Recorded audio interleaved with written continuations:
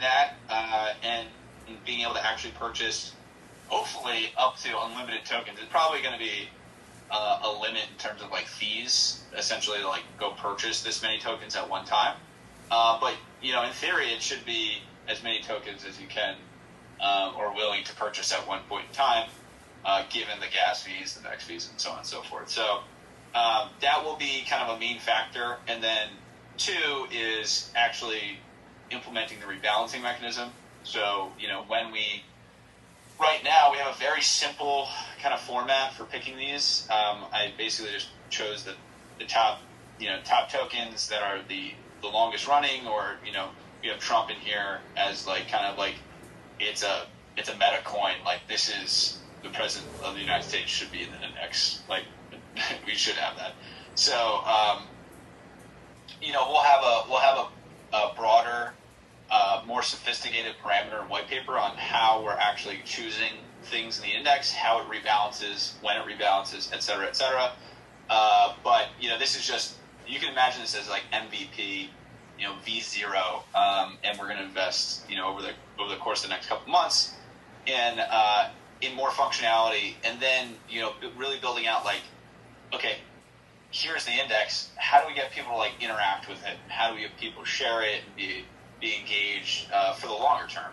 And I think that comes down to analytics. I think even in our first blog post, and Derek has some great points on creating analytics on the community or the crypto environment at large, fear and FUD and greed and was it greed and I don't know, doubt. I forgot what the other one is, but putting in those analytical platforms for people to interact. There's lots to do, but first I want to get the functionality down, and then we can kind of scale up on how we actually bring this to the broader market. But I think that's where the meme comes in, right? Like, this is just to solidify us in the years to come, right?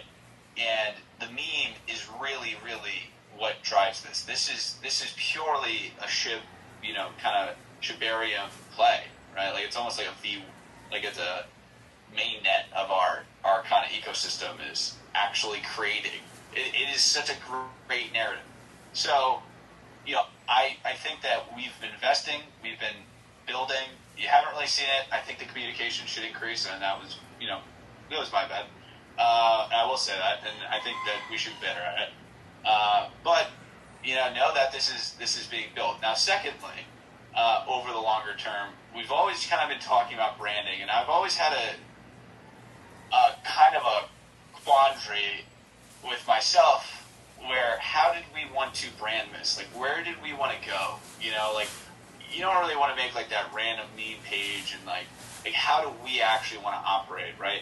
So we went out, we tested a bunch of different ways of how to actually create this thing, and our designer, who's great, came up with a homepage. This will change a little bit, but for the most part, it's pretty much there.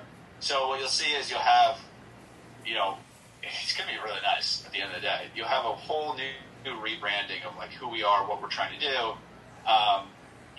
Very, very good. It'll be mobile friendly and so on and so forth. And, I think it's going to be super professional and able to be understood by all. I think our current website definitely doesn't really hit the marks. So, where's the... So I'll show you where we're going to go from and then to. I mean, we're going to go from this, which, I love this for how it is, but it's a little static.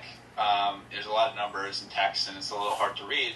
And we're going to go into a really nice this will be dynamic, right? A really nice, simple overview of what and who we are. So, I think we're going to have really good branding, really simple messaging for the redesign, and an amazing kind of tech platform for us to build upon and create a narrative of. So, I think we're really kind of at the level here of, we're investing for the long term. We've, got the right guys on board to start leading on the consistency. I'm funding personally donating pretty much